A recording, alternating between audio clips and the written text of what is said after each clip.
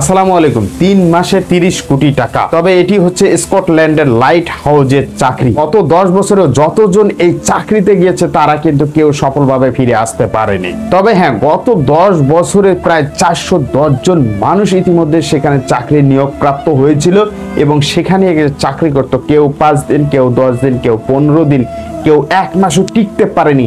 এভাবে সারা বিশ্ব থেকে লক্ষ লক্ষ মানুষ সেই লাইট হাউজের চাকরির জন্য আবেদন করেছে এবং সেগুলোকেই আবেদন মঞ্জুর করা হচ্ছে যাতে তারা সেখানে টিকে থাকতে পারে। বাট কেউই টিকতে পারে না, কেউই টিকতে পারেনি। যেখানে বলা হয়েছে প্রায় 10 বছরে 410 জন মানুষ সেখানে গিয়েছে, একজনও বেঁচে ফিরতে আসতে পারে না। তবে হ্যাঁ, এই 10 বছরে শুধুমাত্র তিন জন মানুষ সেখান থেকে ফিরে আসতে পেরেছে। তাও আবার এই 3 জন মানুষই হচ্ছে বাংলাদেশ। এইখানে কেন মানুষ টিকে থাকতে পারে না? কারণ এই জায়গার মধ্যে অনেক বড় বড় সাগরের ঢেউ চলে আসতেছে, মানে একাকিত্ব অনুভব করতে হয়। সেখানে কেউ থাকে না, শুধুমাত্র আপনি থাকবেন। সেখানে একা থাকতে হবে। সেখানে যদি শেষ নিঃশ্বাস ত্যাগ করেন তাও আপনাকে দেখার মতন কোনো লোক থাকবে না, কেউ আপনাকে ভালোবাসার মতন লোক থাকবে না, কেউ আপনাকে যত্ন করার মতন লোক থাকবে না। শুধু আপনি নিজে থাকবেন, খাওয়া দাওয়া থেকে শুরু করে সবকিছু থাকবেন, শুধু মানুষের সাথে যোগাযোগটাই করতে পারবেন। দেখেন ভাই, এই বিষয়টি যতটা আপনারা সহজ মনে করে নিচ্ছেন ততটা কিন্তু সহজ না। এই জায়গায় যারা এখন পর্যন্ত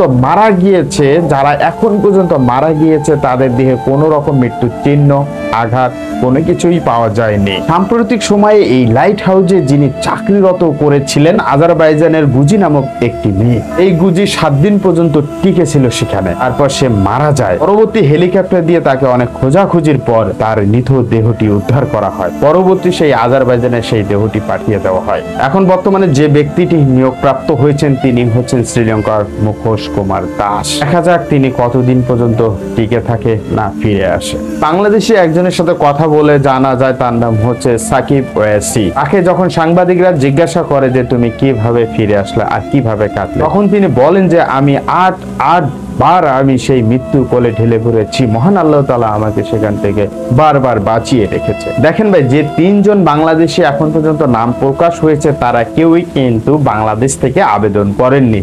তারা মূলত অন্য কোনো দেশ থেকে আবেদন করে আইসল্যান্ডের এই লাইট হাউজে চাকরি নিয়েছিল। তবে আরেকটা বিষয় আপনাদেরকে জানিয়ে রাখি, এই আইসল্যান্ডের লাইট হাউজে চাকরির জন্য আবেদন করতে হয়।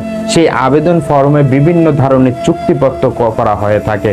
যেমন সেই আইসল্যান্ডের সরকার কখনোই সেই ব্যক্তির মৃত্যু হওয়া, মারা যাওয়া, কোনো দুর্ঘটনাজনিত সেই জায়গায় কিভাবে থাকবে, মারা যাবে, এগুলো দায়বদ্ধ সেই দেশের সরকার কখনোই নেবে না।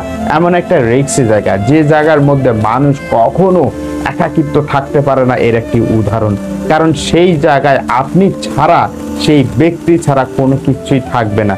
শুধুমাত্র একজন ব্যক্তি সেখানে থাকতে পারবে।